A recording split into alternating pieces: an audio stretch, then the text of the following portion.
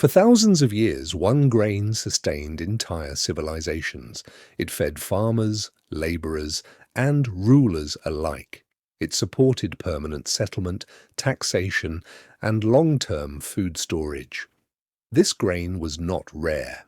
It was not symbolic. It was foundational. It appeared in granaries, written records, and everyday meals across multiple regions of the ancient world. Today, most people have never heard of it. It is absent from modern supermarkets. It is rarely taught in agricultural history, and it plays almost no role in contemporary food systems. Its disappearance was not the result of failure. It happened as agriculture began prioritizing different traits: speed, uniformity, and compatibility with machines. To understand why this grain vanished and what its decline reveals about modern food systems, we have to look at how agriculture changed and what it stopped preserving. This grain is called Emmer wheat. It is one of the earliest domesticated cereals in human history, cultivated for thousands of years across multiple regions. For much of that time, Emmer was not a specialty crop or a regional exception. It was a primary source of food, embedded in the daily survival of entire societies. To understand why Emmer wheat disappeared from widespread use, we have to look beyond the plant itself. Its decline did not begin in fields. It began as agriculture changed what it valued, as farming systems shifted toward speed, uniformity, and large-scale processing. Certain traits became essential, and others became obstacles. Emmer did not fail. It was no longer compatible with the systems that replaced it. Tracing that shift reveals how modern agriculture was shaped and why some crops endured while others were left behind. Emmer wheat is one of the earliest domesticated grains in human history. Its origins trace back more than 10,000 years to the region known as the Fertile Crescent, an area spanning parts of modern-day Turkey, Syria, Iraq, and Iran. This region was not chosen at random. It was one of the first places where human societies transitioned from foraging to organized agriculture. Emmer emerged during this shift alongside early barley and legumes as one of the crops capable of supporting repeated harvests and long-term settlement. From these early beginnings, Emmer wheat spread widely. Over centuries, it became a primary food source across the ancient Middle East, North Africa, and much of Europe. Archaeological evidence places Emmer in early villages, fortified cities, and imperial economies. It was grown by small farming communities and managed at state level. It was harvested, stored, redistributed, and taxed. In many regions, Emmer was not simply food, it was part of the economic structure that allowed societies to function beyond subsistence. Unlike many crops that remained local or seasonal, Emmer adapted to a wide range of environments. It tolerated poor soils, variable rainfall, and minimal agricultural inputs. These traits made it reliable in a world without synthetic fertilizers, irrigation infrastructure, or mechanized farming. Because of this reliability, Emmer became embedded in daily life.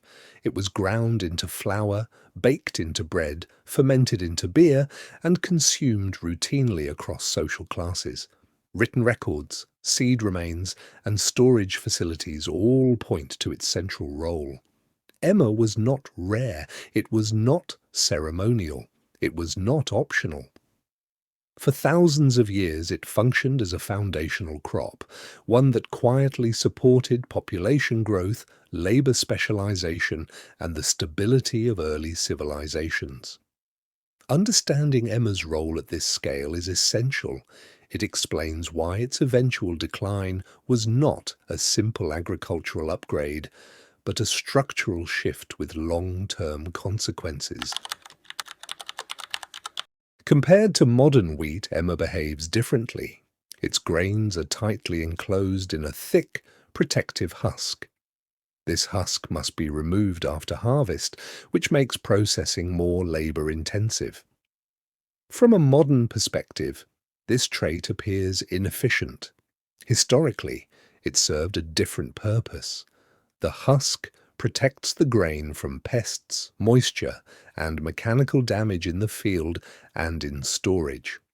It reduces losses before and after harvest and allows the grain to remain viable for longer periods without controlled conditions. This single trait gives Emmer an advantage in environments where infrastructure is limited. Emmer wheat tolerates poor or shallow soils, irregular rainfall, and minimal soil preparation. It can produce consistent harvests without fertilizers, irrigation systems, or chemical inputs. Where modern wheat often requires stable conditions and high management, Emmer performs reliably under variation. For early agricultural societies, this reliability was critical.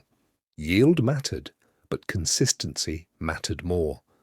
A slightly smaller harvest that arrived every year was more valuable than a larger harvest that depended on ideal conditions.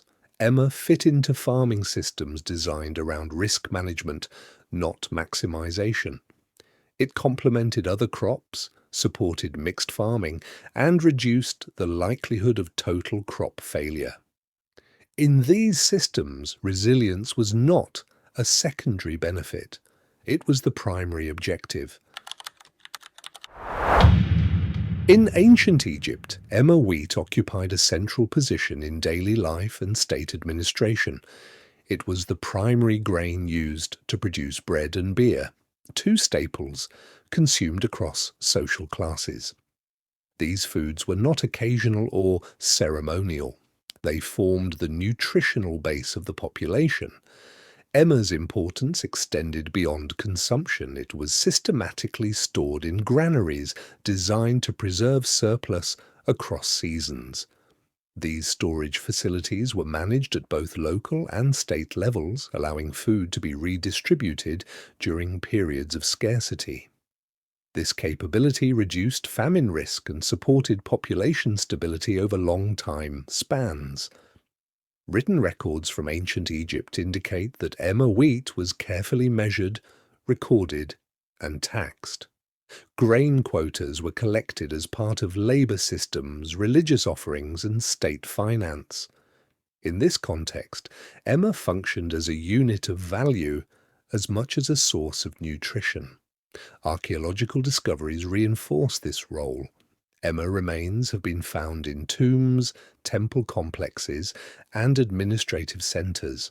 Its presence in burial contexts suggests not symbolism alone, but continuity. The expectation that food systems extended beyond daily life into cultural and spiritual structures. Beyond Egypt, similar patterns appear across the Eastern Mediterranean and parts of Europe. Emmer was integrated into regional economies that relied on mixed agriculture rather than monoculture. Fields typically supported multiple crops, with grains grown alongside legumes that replenished soil nutrients, fruit trees that stabilized landscapes, and livestock that recycled organic matter. These diversified systems reduced dependence on any single crop and limited exposure to environmental failure. Emmer's role within them was not to maximize output, but to provide a dependable baseline around which other foods and activities could operate. Such systems did not aim to generate constant surplus. Surplus occurred, but it was not the primary objective. Stability, continuity, and risk management defined success. Emmer wheat fit these priorities precisely. Understanding this context reframes Emmer's historical significance. It was not simply an early grain that preceded more advanced crops. It was a crop embedded in systems deliberately designed for long-term survival under uncertain conditions. Its eventual decline would require a fundamental shift in how agriculture defined efficiency, value, and success. Emmer wheat did not disappear because it stopped working. Its decline began when agriculture itself started to change, structurally, not biologically. As societies expanded, food systems were reorganized to support larger populations, denser cities, and increasingly centralized control.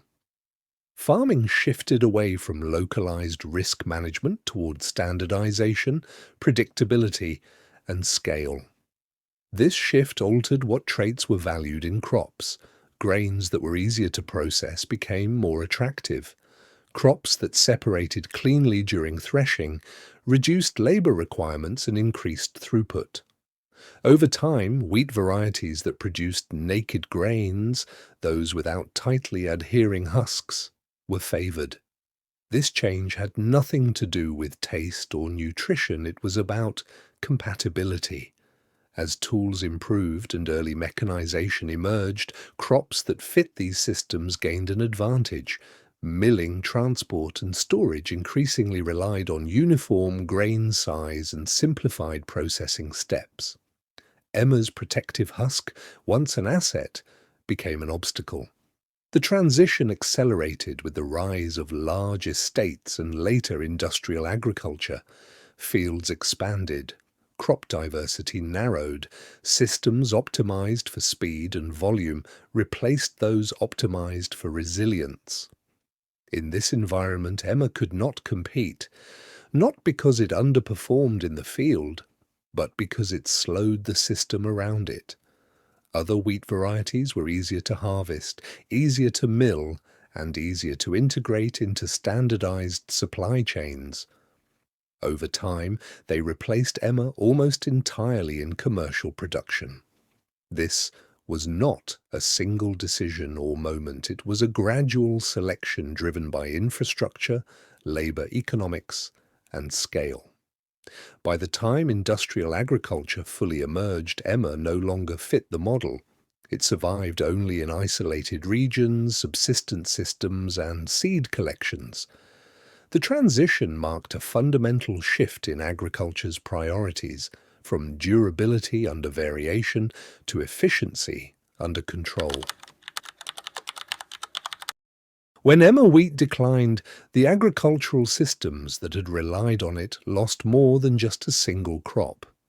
They lost a plant specifically adapted to survive under marginal conditions, soils that were thin or nutrient poor, rainfall that was unpredictable, and environments without mechanized infrastructure. Emmer's disappearance forced a shift in farming practices. Modern crops demanded controlled inputs, fertilizers to replace natural soil fertility, irrigation to compensate for inconsistent rainfall, and mechanized tools to manage uniform fields. Where Emmer had once provided resilience naturally, these new systems required constant human intervention and external resources to maintain productivity. This change also narrowed the range of traits valued in crops. Hardiness, multipurpose use, and adaptability were replaced by yield, uniformity, and compatibility with machinery.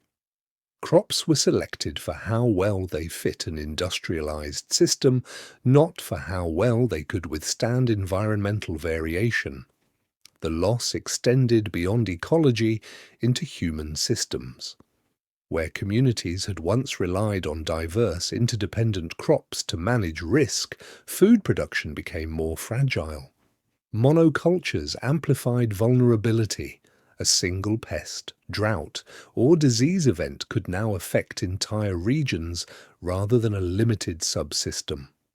The buffer that resilient crops like Emmer had provided vanished. The trade-off was clear. Efficiency increased, enabling larger harvests and predictable supply chains, but at the cost of stability and ecological adaptability. The grain that once quietly supported long-term survival became a relic, remembered in seed collections, historical texts, and the occasional experimental farm. Understanding this loss reframes modern agriculture. It is not a story of failure, but a story of shifting priorities, a choice between resilience under uncertainty and efficiency under control. Emmer wheat represents what was naturally preserved in human food systems for millennia and what was sacrificed when the system itself evolved. Today, Emmer wheat still exists, though it is largely confined to small regions, heritage farms, and research collections. While it is no longer a staple of global agriculture, it has never completely disappeared. Farmers and researchers have preserved seeds, cultivated experimental plots, and maintained detailed records to ensure that this ancient grain remains accessible. Its survival is not accidental. It reflects a growing recognition of its value in specific contexts where modern wheat is less resilient. Emmer is not a replacement for modern wheat. It cannot compete on yield under industrialized conditions, nor is it suited for large-scale, mechanized harvesting. Its grains are encased in a protective husk, and processing remains labor-intensive. These characteristics, once advantageous for resilience, are now obstacles to mass production. Yet precisely because of these traits, Emmer maintains relevance in low-input, sustainable farming systems. Farmers working in poor soils or regions with inconsistent rainfall can still benefit from its natural hardiness and adaptability. It requires fewer chemical inputs, tolerates stress, and can perform where modern wheat might fail. Beyond practical farming, Emmer has become a focal point for heritage grain programs and ecological research. Agricultural scientists study it to understand traits such as drought tolerance, disease resistance, and nutrient efficiency, qualities that may help improve modern varieties. Conservationists see Emmer as part of the broader effort to preserve agricultural biodiversity, recognizing that the loss of genetic diversity in crops can make global food systems more fragile. By maintaining and studying Emmer, researchers hope to identify lessons for designing resilient cropping systems in the face of environmental change. Emmer wheat's modern relevance extends to cultural and historical education as well. Artisanal bakers, craft breweries, and culinary historians incorporate it into breads, beers, and dishes that reconnect contemporary communities with the foods that sustained ancient civilizations. These applications provide both a tangible link to the past and a model for valuing diversity over uniformity in food production. In a world facing increasing soil degradation, climate variability, and reliance on intensive agriculture, traits once considered inconvenient are being re-examined. Emmer wheat embodies the principle that efficiency alone is not sufficient for long-term sustainability. Its survival reminds us that resilience, adaptability, and diversity are as critical now as they were thousands of years ago. The grain that once quietly underpinned ancient societies may hold lessons for the future of agriculture, lessons that extend far beyond its modest kernels. Understanding Emmer in today's context highlights a larger narrative, the tension between efficiency and resilience, between scale and sustainability. By studying, cultivating, and preserving crops like Emmer, modern agriculture can learn from its history and perhaps integrate some of these once-forgotten traits into future food systems. The story of Emmer wheat is therefore not just about the past. It is a lens for examining the challenges of feeding a changing world while maintaining the ecological and cultural foundations that have always supported human life. Emmer wheat is only one example of how human choices shape agriculture over centuries. Other ancient crops, though different in structure, use, or geography, followed similar paths, thriving for millennia, Before their relevance diminished under changing systems, each tells a story not just of the plant itself, but of the priorities, pressures, and adaptations that influenced entire food systems. In the next episode, we will explore one such crop, tracing the unique circumstances that led to its decline and what it reveals about the forces that have historically determined which foods endure and which are forgotten. By examining these cases, we gain insight into the delicate balance between resilience, efficiency, and survival in human agriculture, a balance that continues to shape the foods we eat today. If you found this exploration valuable, subscribe to the Lost Food Archive and turn on notifications to continue uncovering the plants, systems, and forgotten practices that built our food history. Your support helps preserve these stories and ensures that knowledge once considered lost remains accessible for future generations.